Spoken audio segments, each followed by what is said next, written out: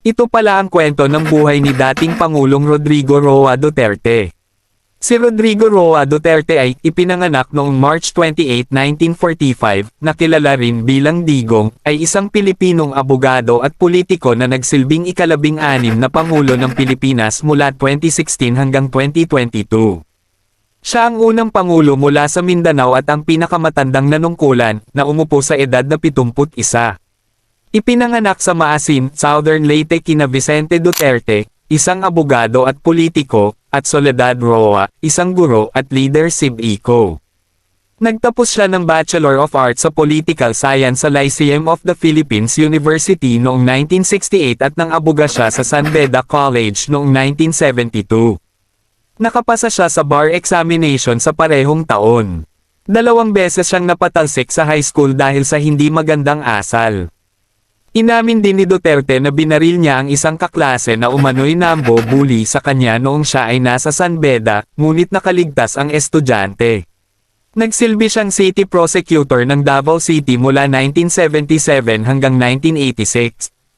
Matapos ang People Power Revolution noong 1986, itinalaga siya bilang Officer in Charge, OIC, Vice Mayor, at kalaunan ay nahalal bilang alkalde ng Davao City noong 1988. Sa mahigit 7 termino na tumagal ng higit 22 taon, ginawang pangunahing sentrong pang-ekonomiya ang Davao. Dahil sa mahigpit niyang kampanya laban sa krimen, tinawag siya ng ilan bilang The Punisher. Madalas din siyang iniuugnay sa mga paratang ng pagsuporta sa Davao Death Squad na umano'y sangkot sa mga extrajudicial killings noong kanyang panunungkulan bilang alkalde. Naglunsad ang kanyang administrasyon ng isang marahas na kampanya laban sa ilegal na droga na nagresulta sa libo-libong pagkamatay. Dahil dito, nagsagawa ang International Criminal Court (ICC) ng paunang investigasyon na nagtulak sa Pilipinas na kumalas sa ICC. Pinatupad niya ang programang Build, at nilagdaan ang mga batas para sa universal healthcare at libreng edukasyon sa kolehiyo sa mga pampublikong unibersidad at kolehiyo. Isinulong niya ang isang independent foreign policy na naglalayong bawasan ang pag-asa sa Estados Unidos at palakasin ang ugnayan sa China at Russia.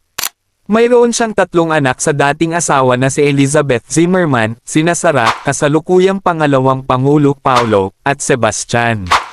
Mayroon din siyang anak na babae na si Veronica, Kitty, sa kanyang common law partner na si Cielito, Honilet, Avancenia.